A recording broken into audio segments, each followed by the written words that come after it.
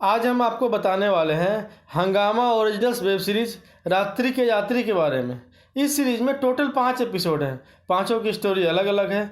इसमें हर स्टोरी एक मोड़ पर आकर किसी न किसी वजह से प्रोस्टिट्यूट से जुड़ जाती है। प्रोस्टिट्यूशन को अलग नजरिए से पेश करती ये पांचों कहानियां बेहद ही खूबसूरत है। हम सभी अपनी जिंदगी में प्रोस्टिट्यूट और उनके काम को अलग नजरिए से देखते हैं। उनकी कहानी हमारे लिए कोई मायने नहीं रखती है। ये कहानी बुरे दौर से गुजर रहे उन मर्दों का है जिनकी लाइफ प्रोस्टिट्यूट से मिलने के बाद बदल जाती है। अगर आप इन खूबसूरत कहानियों के बारे में जानना चाहते हैं तो आपसे रिक्वेस्ट है कि आप प्लीज़ इस वीडियो को अंत तक जरूर देखिए, तभी आप इस बेहद खूबसूरत कहानियों के बारे में जान पाएंगे।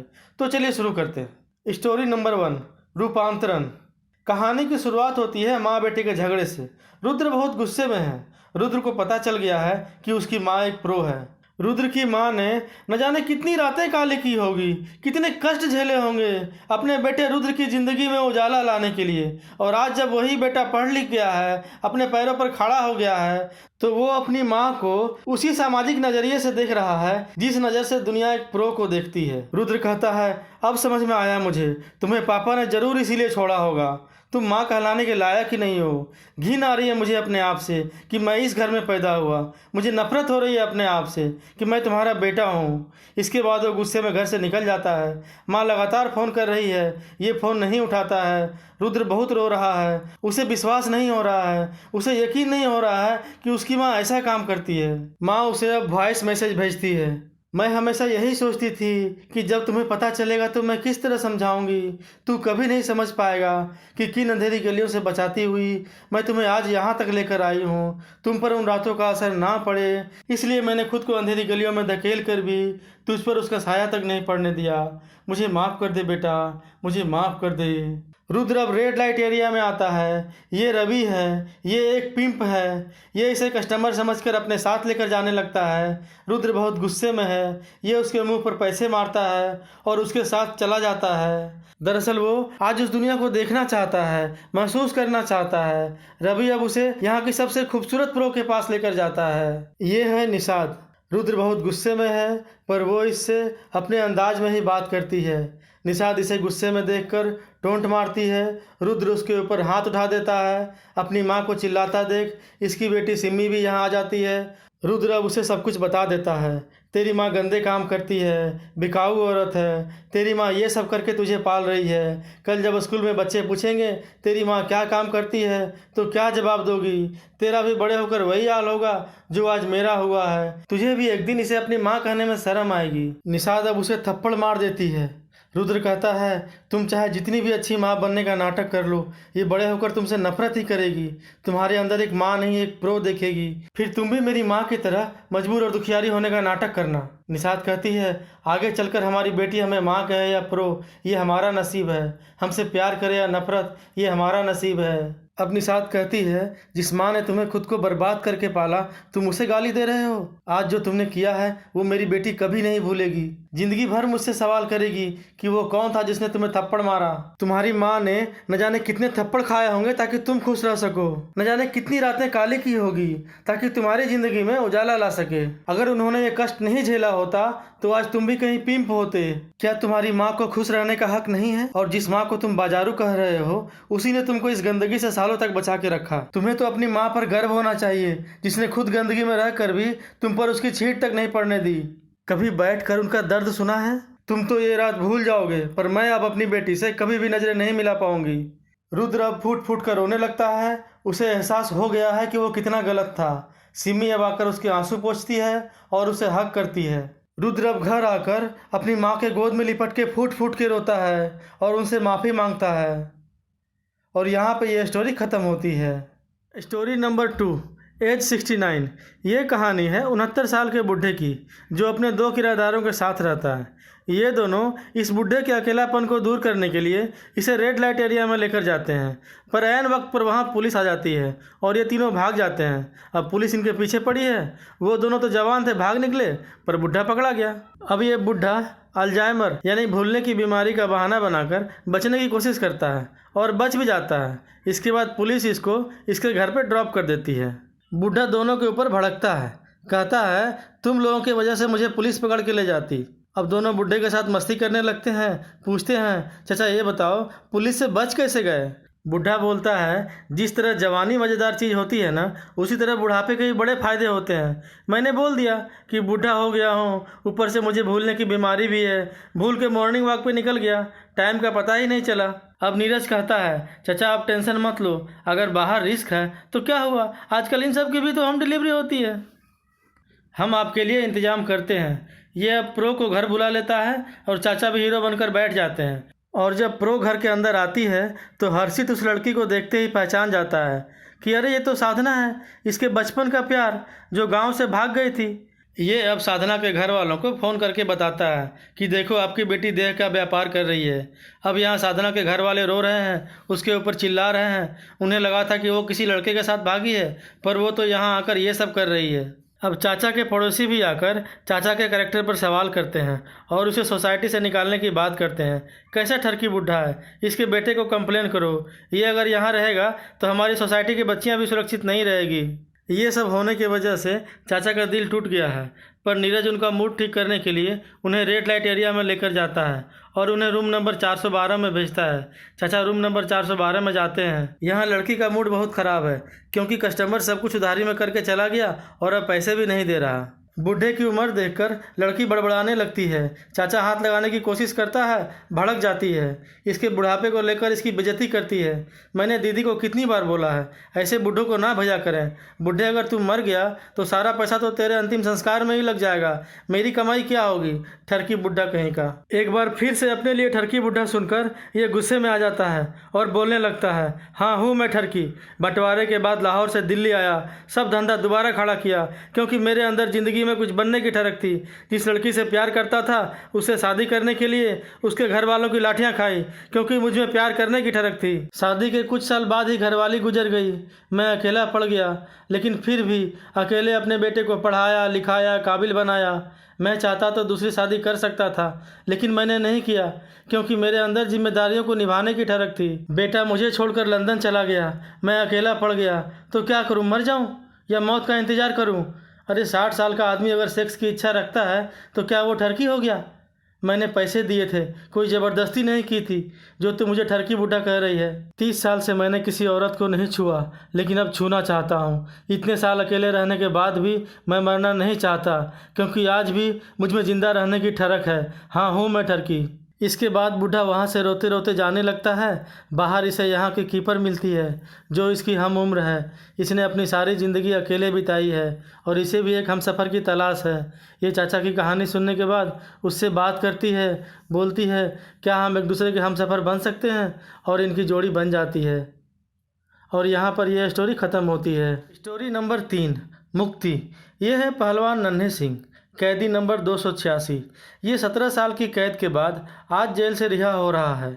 जेल से बाहर आने के बाद नन्हे सिंह अपने वो दिन याद करता है जब ये हरियाणा का सबसे बड़ा पहलवान हुआ करता था। इसने अपने सबसे बड़े प्रतिद्वंदी रंजीत सांगवान को हराया था। विधायक संग्राम सिंह ने इसे इनाम दिया और उनकी बेटी कविता ने इसे अपना दिल। दोनों एक दूसरे को बहुत प्यार करते थे, पर रंजीत सांगवान ने अपने हार का बदला लेने के लिए गुंडों से इसकी पिटाई करवाई। और क्योंकि इसने विधायक की बेटी को प्यार करने की जुर्रत की, इसलिए 6 लोगों के ऊपर जानलेवा हमला करने के झूठे केस में नन्हे को फंसा दिया गया, जिसकी वजह से ये 17 साल तक जेल में बंद रहा। ये अब उसी अखाड़े में जाता है। रंजीत सांगवान अब यहाँ का विधायक बन चुका है और कविता उसकी वाइफ, और उसकी गोद में एक बच्चा भी है। उन्हें देखकर इसके जख्म हरे हो जाते हैं। ये कविता से बात करना चाहता है, लेकिन वो इग्नोर करके चली जाती है क्योंकि वो अब शादीशुदा है। और इसका पुराना दोस्त इसके गम भुलाने के लिए इसे ब्रोथर लेकर जाता है। दोस्त नन्हे को समझाता है कि तू जेल से तो रिहा हो गया, लेकिन अब अपने अतीत से भी रिहा हो जा। इसे कविता और उसके झूठे वादे याद आ रहे हैं। उसी गम में यह शराब की पूरी बोतल ख़त्म कर देता है और शराब के नशे में लड़खड़ाता हुआ गलती से सुधा के कमरे में आ जाता है। यहाँ पर इसे सुधा में कविता नज़र आ रही है। इसे लगता है कि मेरे सामने कविता खड़ी है और यह उसके ऊपर अपना गुस्सा निकालने लगता है। तूने मुझसे सुख दुख में साथ निभाने के वादे किए और इतनी जल्दी भूल गई?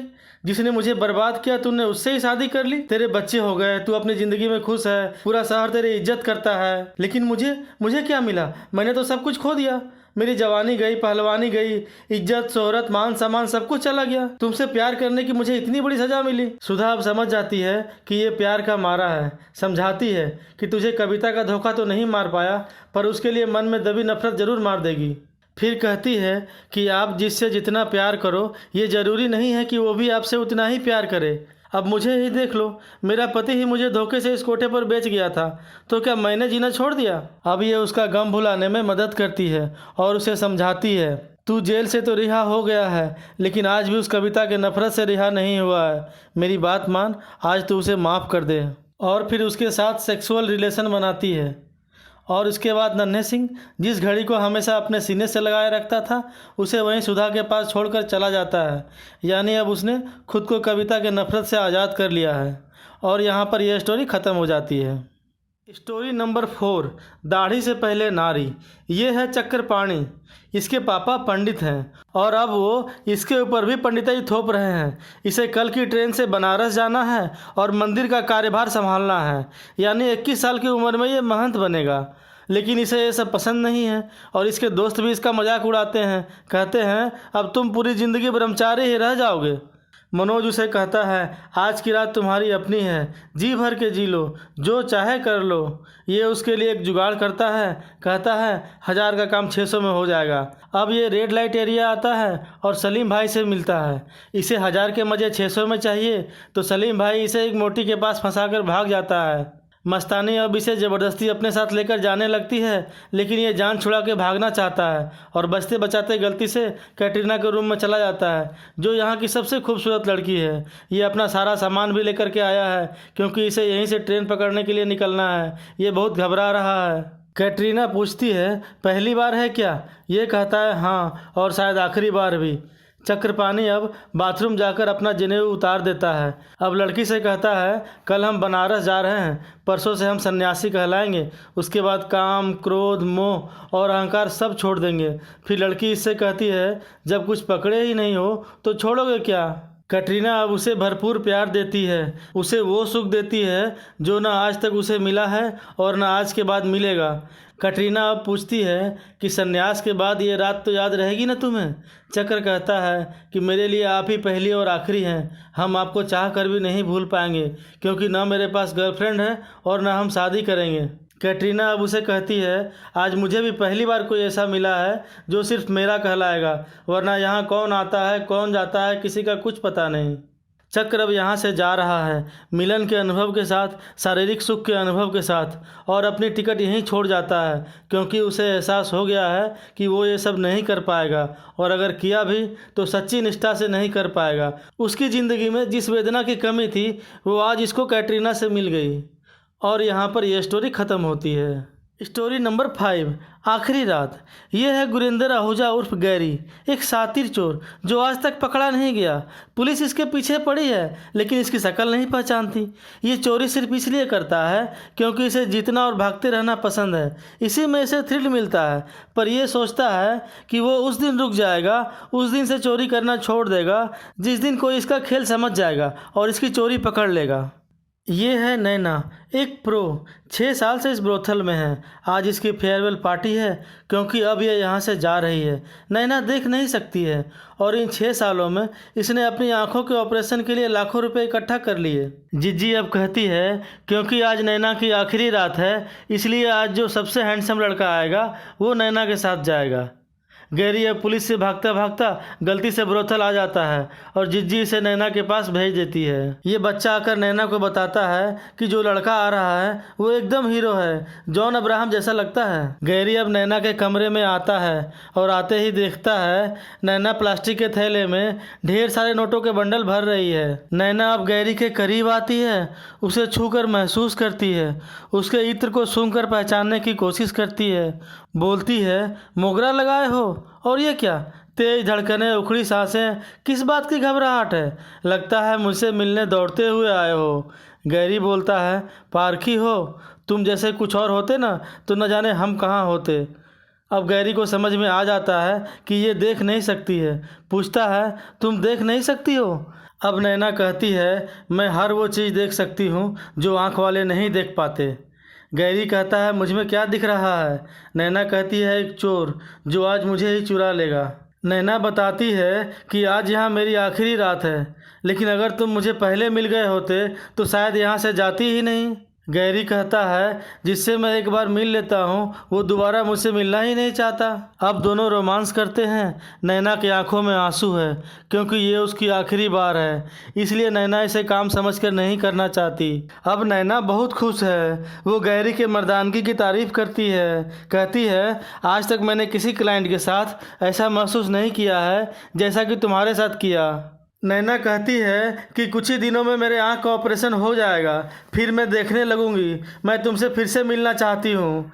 ये कहता है कि पहली बार कोई ऐसा मिला है जो एक बार मिलने के बाद मुझसे दोबारा मिलना चाहता है। अब गैरी की नज़र पैसों से भरे थैले पर जाती है। ये उसे चुराकर जाने लगता है। नैना को आहट सुनाई देती है। ये सब कुछ समझ जाती है। उसके पास आती है, उसके सीने पर हाथ रखती है और उसे अपनी आखिरी रात के लिए थैंक यू कहती है। गैरी कहता है शायद हम दोबारा कभी ना मिलें। ये उसकी धड़कन से सब कुछ समझ गई है, लेकिन फिर भी उसे कुछ भी नहीं कहती। वो पैसों का बैग लेकर बाहर निकल जाता है, लेकिन बाहर आते ही उसे ये एहसास हो जाता है कि आंख वालों को ठगने वाला आज उससे हार गया जो उसे ना देखकर भी अंदर तक देख गई। वो अपने आप से कहता है कि आज मैं हार गया, आज से मेरा खेल खत्म। वो उसका पैसों से भरा थैला वहीं बाहर रख जाता है और पुलिस के पास जाकर अपने आप को सरेंडर कर देता है। नैना भी पैसों से भरा बैग वापस मिलता देख समझ जाती है कि आज उसने एक चोर की ज़िंदगी बदल दी। जो आया था वो एक चोर था, पर जो गया वो एक भला इंसान है। ये थी रात्रि के यात्री की 5 कहानियाँ। आपको ये कहानियाँ कैसी लगी हमें कमेंट करके ज़रूर बताइएगा, और इन 5 कहानियों में आपकी फेवरेट कहानी कौन सी है उसका नाम ज़रूर बताइएगा। अगर आप इसे पूरा देखना चाहते हैं तो हंगामा ऐप पर देख सकते हैं। दोस्तों, अगर आपको हमारी स्टोरी पसंद आई हो तो प्लीज़ इस वीडियो को लाइक कीजिए और हमारे चैनल को सब्सक्राइब कीजिए। बहुत जल्द मिलेंगे अगले वीडियो में। जय हिंद।